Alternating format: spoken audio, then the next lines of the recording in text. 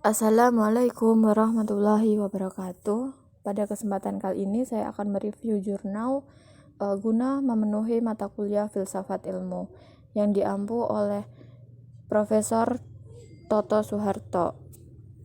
Sebelum masuk pada jurnal yang akan saya bahas, perkenalkan, nama saya Lulu Sajidah, NIM 216131026 dari kelas 2B Prodi Sejarah Peradaban Islam, Fakultas Adab dan Bahasa, Universitas Islam Negeri Raden Mas Said, Surakarta. Pada kesempatan kali ini saya mengambil judul jurnal Sejarah Perkembangan Ilmu Pengetahuan dalam Islam, jenis jurnal Ilmu Sejarah dan Pendidikan, volume dan nomor jurnal volume 3 nomor 2 halaman 98 sampai 108 tahun 2019 dan ditulis oleh Arif Al-Anang. Yang melatar belakangi jurnal ini ialah kata sejarah sudah tidak asing lagi bagi para penuntut ilmu.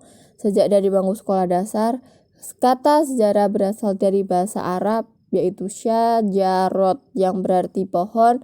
Dalam istilah asing lainnya, sejarah dalam bahasa Inggris disebut historia, dalam bahasa Perancis disebut histoire, sedangkan istilah history yang lebih populer digunakan saat ini adalah dalam bahasa Yunani, disebut historia, yaitu pengetahuan tentang gejala alam termasuk gejala manusia yang kronologis, berbeda dengan sains yaitu merupakan gejala alam yang tidak kronologis. Maka sejarah lahir sebagai ulasan kejadian di masa lampau dan sejarah sebagai suatu pisau analisis terhadap penyakit serta fakta-fakta masa lampau.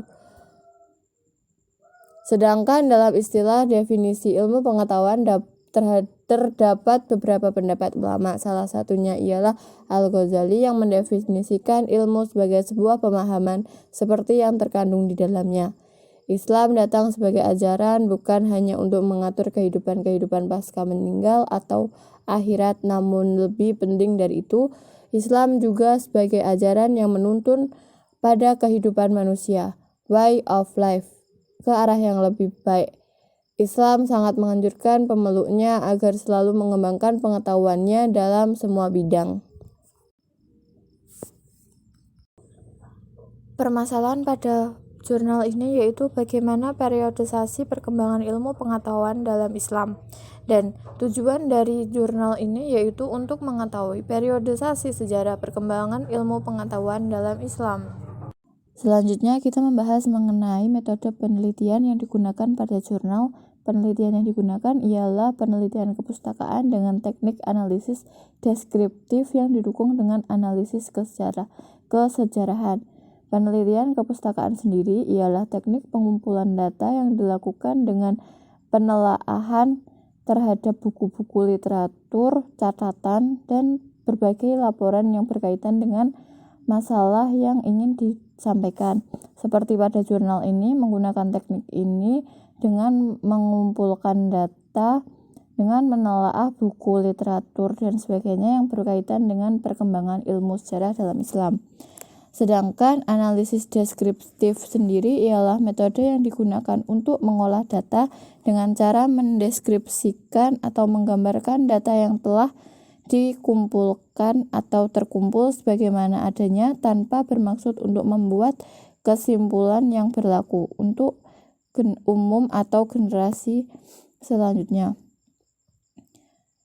Sedangkan analisis sejarah sendiri berperan sebagai metode analisis sehingga pemetaan perkembangan ilmu pengetahuan dalam Islam secara periodisasi akan menunjukkan bagaimana ilmu pengetahuan muncul dan menjadi perbincangan di kalangan masyarakat dunia saat itu. Analisis sejarah ini dilakukan dengan cara mengumpulkan atau mengeksplorasi data sejarah Islam terkait dengan proses perkembangan ilmu pengetahuan. Selanjutnya ialah dilakukannya perumusan atau penyusunan periodisasi perkembangan ilmu pengetahuan dalam Islam secara mendalam. Selanjutnya yaitu membahas mengenai hasil dan pembahasan. Perkembangan ilmu pengetahuan di Islam dibagi menjadi 3 periodisasi, yaitu periode awal Islam, periode Umayyah, periode Abbasiyah, dan periode modern. Yang pertama yaitu masa awal Islam. Periode ini sering disebut sebagai fase yang mana kitab suci Al-Quran baru diturunkan pada manusia.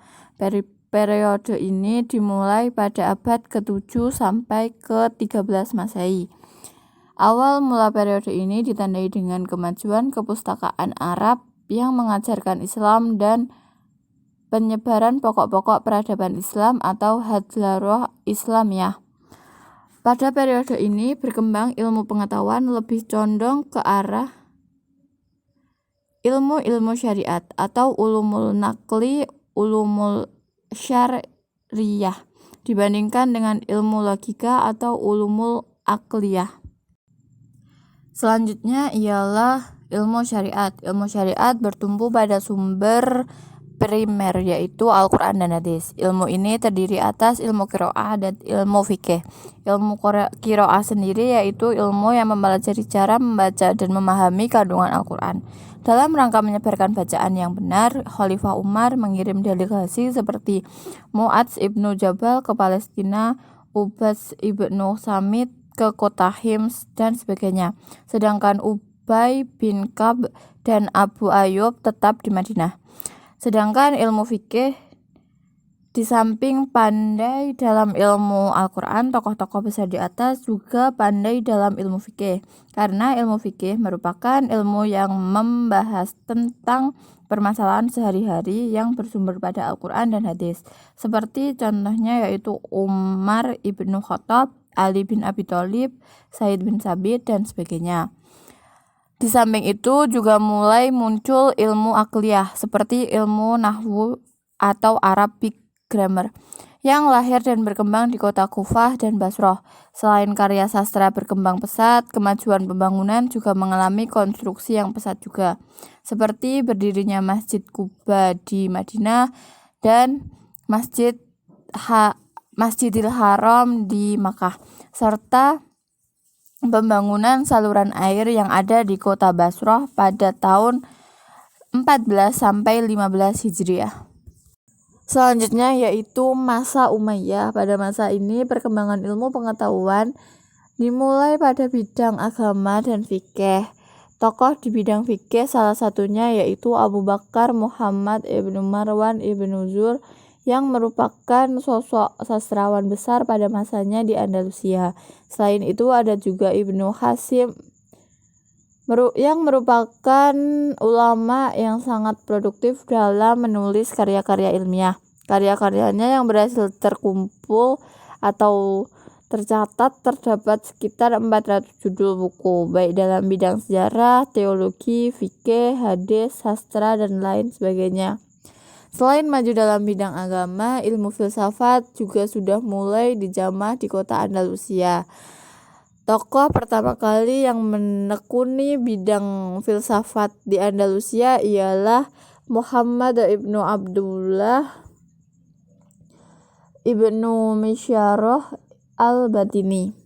Seiring berkembangnya ilmu filsafat, berkembang juga ilmu pasti. Di samping berkembangnya ilmu pasti di Andalusia diperkaya dengan adanya sarjana pribumi yang menjadi pakar-pakar di bidang kedokteran seperti Ahmad ibnu Ilyas al-Qurtubi dan memiliki dokter bedah yaitu Abu Qasim al-Zahrawi. Selanjutnya yaitu pada masa Abbasiyah. Pada masa ini peradaban Islam dalam puncak kejayaan, di mana ilmu pengetahuan pada masa ini berkembang sangat pesat. Kemajuan ini disebabkan karena adanya gerakan terjemah besar-besaran terhadap naskah-naskah asing di dalam bahasa Arab. Kemajuan ilmu pada masa ini yang paling menonjol dibandingkan masa Umayyah yaitu dengan adanya perpustakaan dan observatorium Baitul Hikmah. Selain itu, masa ini juga berkembang mazhab-mazhab Islam yang juga banyak bermunculan seperti Auza'i di Syria dan adanya pendiri mazhab besar kedua yaitu Imam Malik ibnu Anas yang memiliki karya di bidang hadis kitab Al-Mu'awwatta. Dan selanjutnya yaitu pendiri mazhab ketiga Imam Syafi'i yang berhasil merapikan kaidah-kaidah usul fikih dalam kitabnya Ar-Risalah, dan Imam Ahmad Ibnu Hambal, pendiri mazhab keempat yang memiliki kumpulan hadis dalam Musnad Ibnu Hambal yang berisikan kurang lebih 30.000 hadis Nabi. Selain berkembang pada ilmu agama, pada masa Abbasiyah juga berkembang pesat pada bidang ekonomi imperium yang dilakukan oleh para pedagang barang mewah dan bahan pokok, dan melakukan transaksi sesama imperium. Yang terakhir yaitu masa modern. Secara umum pada masa ini dimulai pada abad ke-18 Masehi hingga sekarang. Perkembangan ilmu pada masa ini semua negara memiliki corak yang berbeda-beda. Seperti salah satunya contoh yaitu di Indonesia, perkembangan ilmu pengetahuan Islam tidak lepas dari peran dua organisasi besar masyarakat, yaitu Muhammadiyah dan Nahdlatul Ulama. Muhammadiyah didirikan oleh Muhammad Darwis atau lebih dikenal dengan Kiai Haji Ahmad Dahlan. Misi Muhammadiyah yaitu mengajak umat Islam di Indonesia, di samping mempelajari ilmu agama, ia juga mempelajari ilmu umum. Misi itu diwujudkan dengan membangun lembaga formal yang diajarkan dengan sistem sekolah pada zaman kolonial. Selanjutnya yaitu Nahdlatul Ulama atau NU, didirikan oleh Kiai Haji Hasyim Asy'ari, dan organisasi ini bergerak dalam bidang pendidikan, lebih memfokuskan pada sistem pengajaran dengan sistem klasik, yaitu mengajarkan kitab-kitab kuning atau turet di lembaga non-formal seperti pesantren dan lain sebagainya. Secara umum dalam mazhab fikih, NU menganut mazhab Syafi'i, tetapi masih mengajarkan mazhab lainnya dalam sistem pendidikan NU. Demikian yang dari materi review di atas dapat disimpulkan bahwa di dalam Islam, pengertian ilmu pengetahuan, terdapat beberapa pendapat ulama, seperti salah satunya yaitu Al-Ghazali. Al-Ghazali mendefinisikan ilmu pengetahuan sebagai pemahaman seperti yang terkandung di dalamnya, atau ma'rifat al-asyi ala ma'huwabih. Sedangkan menurut Ibnu Hazm al-Andalus mendefinisikan ilmu sebagai menjalani sesuatu seperti yang ada atau tayakon asya'i bima huwa alaih. Namun perbedaan ini memiliki satu kesamaan, yaitu ilmu pengetahuan. Ilmu pengetahuan merupakan suatu cara pemahaman yang seperti apa adanya, suatu yang akan dipahami, serta bagi ilmu keagamaan mampu membawa pemiliknya ke jalan yang lebih positif, menyayangi semua makhluk, lingkungan, dan pada akhirnya mendekatkan diri kepada Sang Pencipta.